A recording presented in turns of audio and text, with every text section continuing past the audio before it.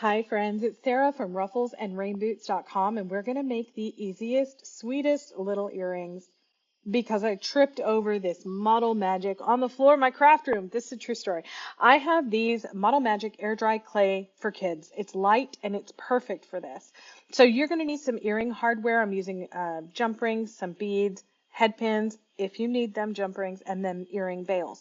Now, I'm just going to show you, this makes a whole lot. I think I made 8 pairs or 10 pairs out of this one little block.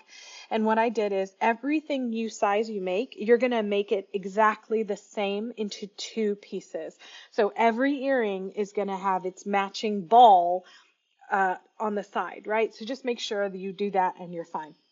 All you're going to do is make sure you flatten it into about a circle shape. Doesn't have to be perfect. Into about a 1/8 height for the clay, and then start bending it. So I used a wooden skewer with a wood ball on the end just to get the little rounded part at the top, and then I just folded in the bottoms. I dropped things a lot this particular video. I apologize. But I just folded all of this in, creased it where I wanted to. Now, you will see that they're not perfectly straight or there's creases in it. We're going to fix that at the end. I promise I'm not going to leave you hanging. So because my head pins are small, I don't know, they're like really small. So I don't know how to buy jewelry head pins. Listen, this is what I had in my stash. I bought nothing this year for crafting. So I'm just using everything I've got. So I'm just adding a small bead on the bottom, which is really cool because you can actually see the bead in the bottom. So in case you want to do like a little color thing, you can match it. So all you do is add the bead, add the head pin into the center, and try not to move it around a lot because you don't want it to make that opening at the top really big. And then you're just going to repeat this. So I'm going to give you a couple hints. You can paint these. You can put Mod Podge on them. You can do patterns. You can draw on them. Anything you want. The sky is the limit. So I'm going to be showing you, number one, the real color of them versus white. I'll show you painted with chalk paint, which I don't recommend, and I'm going to show you why. But all these little fingernail pokey things you'll be able to get out. So I just made some in various sizes. These are the big ones for like adults, and these little ones for like the tweens and teens, I just rolled into a log and cut off the ends to make a whole bunch of those. Super easy, super simple. I just created a hole in the bottom with the skewer. Now these you can't see the bead as well, but if you flute the edges, you can. So I have 2 different styles. Like I have like the Super Mario style ghost, and then I have the bottom with the fluted edges, and you can see the beads with the fluted edges. But anyway, so all you're going to do is make as many as your little heart desires out of that 1 pack or half a pack. Here they are in process. You're going to have to let them dry for a couple of days. Once they're dry though, they're super simple. So I'm using a Posca paint pen for mine. You can use paint. I don't recommend chalk paint, but you can also Mod Podge designs onto them. So here you can see I'm going to paint a couple of them pink to show you why you shouldn't use the chalk paint. I wanted to see if I could use the chalk paint to cover up the divots without sanding them. I'll show you what it looks like at the end. So you're going to take a 1/2 inch from when the bead is pulled all the way up to the top, meaning I'm going to show you, watch, you pull that ghosty down so that you have a 1/2 inch. Once you have that, you're just going to clip it off. I do recommend holding it because they go flying.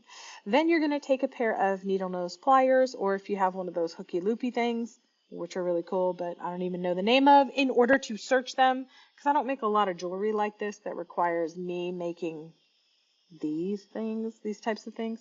I just like the stuff where I can just add some jump rings. But all you're going to do is make a loop.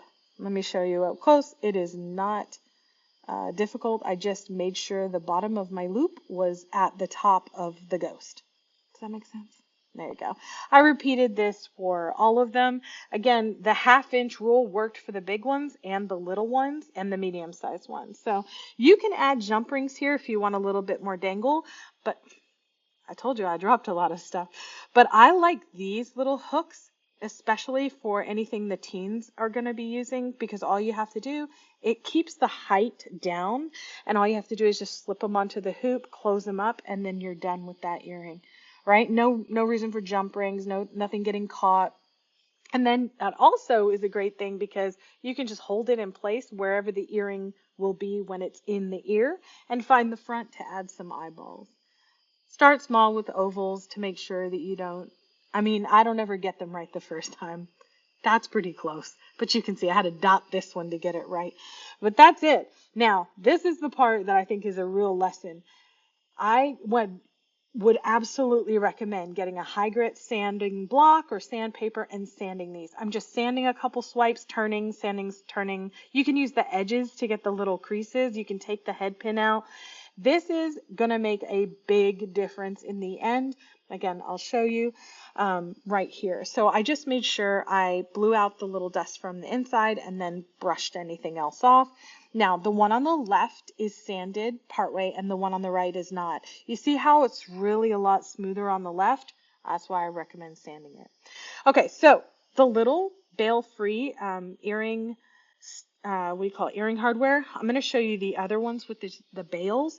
We're going to set it up the same way. You just cut a 1/2 inch of this, loop down the loop. But on these, I think they're great for adults because they add a little bit more drop without having to mess with jump rings. So just FYI, if you don't like working with jump rings, get these bail style earring fixings. Earring hardware? I don't know. Anyway, you just close it up like this. Le boop, all done. Isn't that cool? It's so quick and easy and adds a nice little pop of silver or gold or whatever color you want. And again, pretty easy just to add a ghost. Some of them I added a ghost face and some of them I added a little smile. Now I do want to show you, this is white acrylic paint. You see the difference? This does not dry a bright white. So if you are after a bright white or need it for a base for a Mod Podge, accent or something, you're going to have to go ahead and paint it. So I'm always going to use a spray sealant when I use a Posca paint pen, but I don't want to get sealant on my earring hardware. So I'm just going to cover up my earring hardware with masking tape, take it outside, and give it 2 coats of the clear resistant spray. And here they are all done. These are my favorite, but look, I can't. These ones with the smile, they get me every time. That's it for me today. Please like this video and subscribe for more.